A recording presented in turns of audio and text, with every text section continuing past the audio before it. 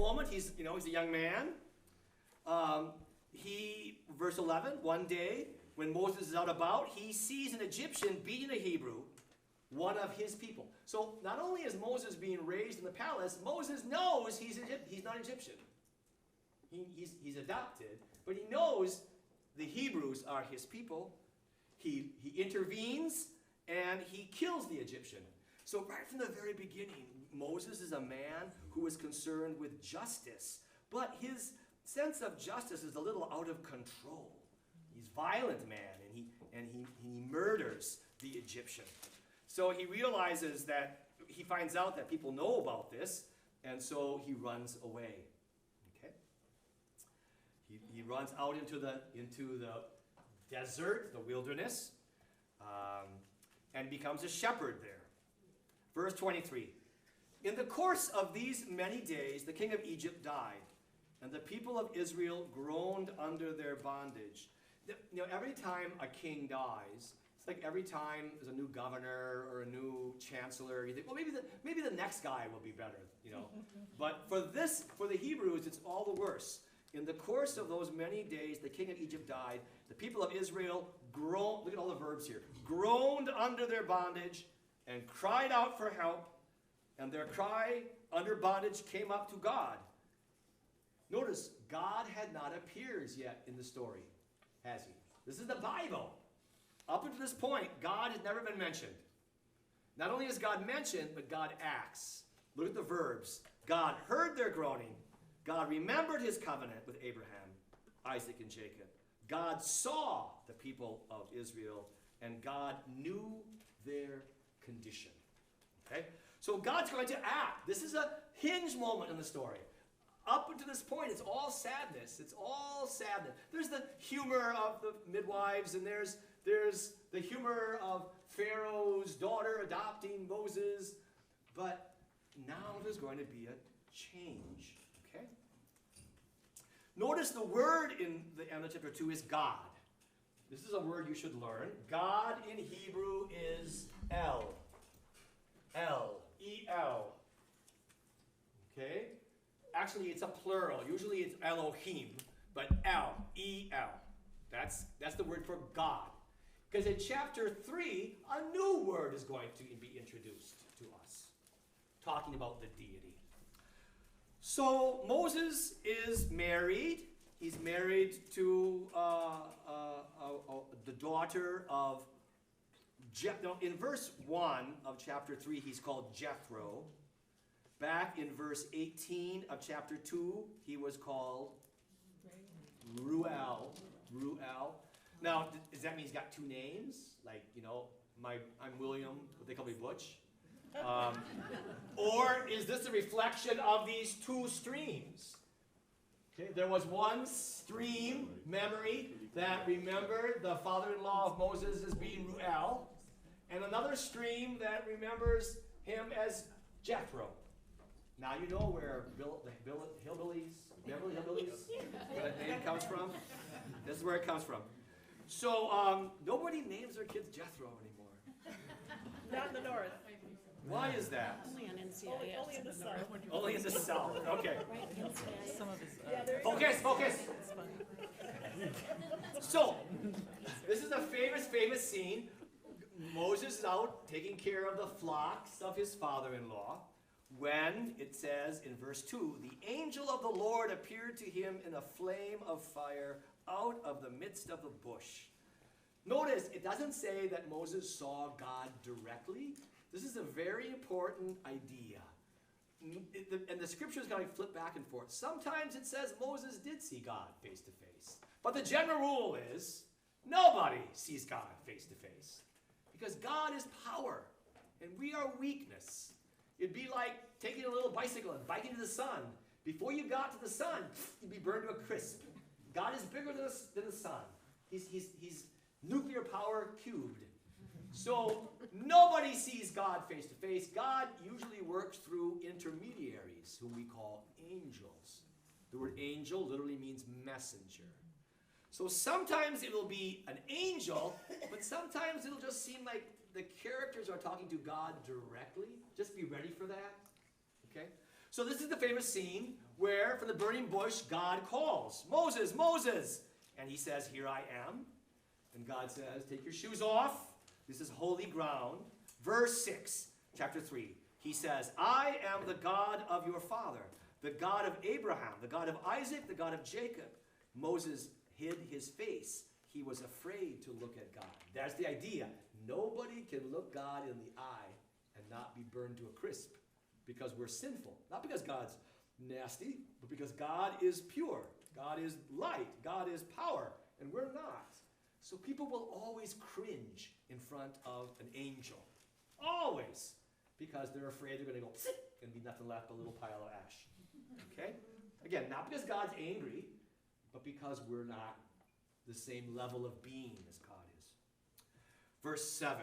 Then the Lord said, I have seen the affliction. So here, those same verbs that you saw at the end of 2, God himself communicates. I have seen the affliction of my people who are in Egypt, and I have heard their cry because of their taskmasters. I know their sufferings, and I have come down to deliver them out of the hand of the Egyptians, and to bring them up out of that land to a good and broad land, a land flowing with milk and honey, to the place of the Canaanites. Verse 10, come, I will send you to Pharaoh, that you may bring forth my people, the sons of Israel, out of Egypt. Now, 5 times, Moses is going to object. Now, this is a quintessential call story.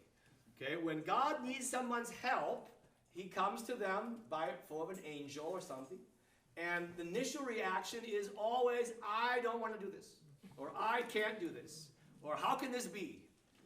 You're going to see it over and over and over and over again, because that's how it is. When God calls you to something, your first reaction is, I don't want to be bothered, so I say no.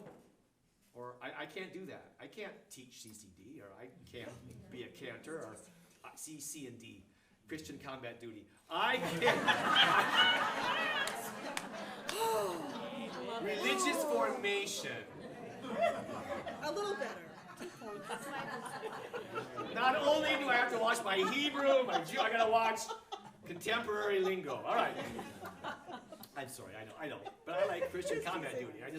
That's what CCD stands for, I thought. It's catechetical Sunday weekend, just FYI. Yeah. Oh, wow. That's right. Yeah. What did you Whoa. Does it not belittle combat to say it's Christian combat duty is CCD? Oh. Okay, focus. All right, so you're at 6 times. Moses is going to respond with no. And each time, God is going to find a way around it. I lied. I think it is 5. I think it's 5. Let me look at my text here. We got a mistake. It's 5. Sorry. Glad you were listening. That's good. Okay. So first, verse 10. Come, I will send you to Pharaoh, that you may bring forth my people. But Moses said to God, who am I that I should go to Pharaoh and bring the sons of Israel out of Egypt? And God says, it ain't going to be you. I will go with you. I will be with you. That's God's first response. Yeah, you're going to help me, but you're not going to do this alone. Okay? Then, second objection, verse 13. Then Moses said, if I come to the people of Israel and say, the God of your fathers has sent me to you, and they ask me, what is his name? What should I say to them?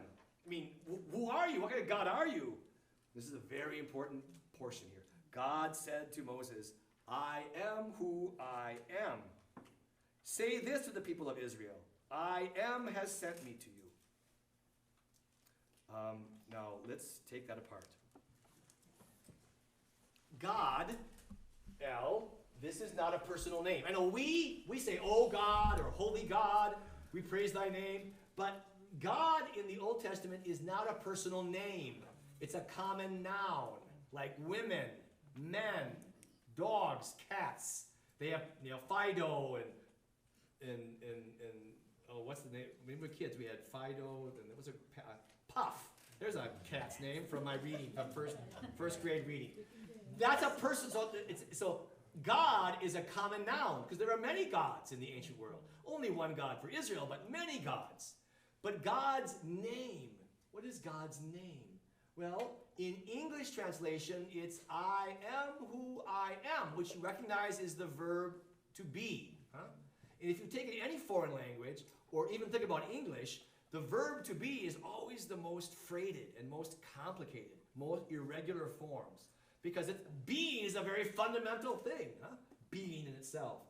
What God is saying is, my name is a form of the verb to be. And the form that he uses is Y-H-W-H. It's got 4 letters. It's written this way in Hebrew. Y. H. W. H. Read that way. Yahweh. There are no vowels in Hebrew. Initially, it's a consonantal. All Middle Eastern languages, Egyptian and Aramaic and Arabic, are originally all consonantal. You had to kind of know and guess the vowels. So literally, this is what it is. It's Y-H-W-H. We don't know exactly how to pronounce it. The best guess is Yahweh. Yahweh. That's God's personal name. It's a root of the verb to be. Therefore, I am covers it. Now, does that mean I will be with you? Or is it saying I am what I am, but you don't know who I am? All of that. It's beautiful. It's all of that. It's a statement that God is with us, and it's also a mask. I am who I am. And none of your business to know who I am. Jewish people used this name of God in their prayer for about 7 centuries. From the period of Moses until the exile that I mentioned earlier today. The exile, again, is the 6th century. About the 6th century before Christ, they stopped using it. They said, who are we to call God by his personal name? You know? Again, we're just not the same plane. But much of the Old Testament still uses that word. But if you go to a synagogue, they do not say Yahweh. A Jewish person will never say Yahweh. Not if they're observant. They will not say Yahweh. Now, those of you who are of my vintage, you know a song that was very popular in the 70s. Yahweh, oh come on musician, go over it. Yahweh, I know you are. Well, what I love about that song is, for the first time, Christians came in contact with God's personal name. Actually, we've always been in contact with it. We didn't know we were in contact with it. We didn't learn to say Yahweh as children, but we said Lord all the time. Okay? Lord. Look in your Bible, chapter 3, look at verse 2. You'll see the word Lord there. I just have to add that the newer editions of that song, they changed Yeah. Okay. I'll talk about that. Thank you, bishops. Oh, God. Not. Anyway, Lord. You see in chapter 3, verse 2, Lord. But look at how the word is spelled, or how it's typeset. Kind of funny, isn't it? It's all capitals, but they're like smaller capitals. That is the printer's way of telling us dumb English-speaking Christians that behind that word in the Hebrew is Yahweh. Yahweh. So in verse 3, literally in the Hebrew, and the angel of Yahweh appeared to him. But Christians have followed the Jewish convention of no longer using God's personal name. That's why, about 12 years ago, the bishops, American bishops, leaned on Christian publishers to stop using the word. If the Jews don't use that word, we shouldn't use that word. Well, my issue is, I don't think most Christians have a clue what Yahweh is. And so let's at least use it for a while and then drop it. I mean, so that we know what we're talking about. So when I said at Mass, when you're addressed, the Lord be with you, what I'm saying is,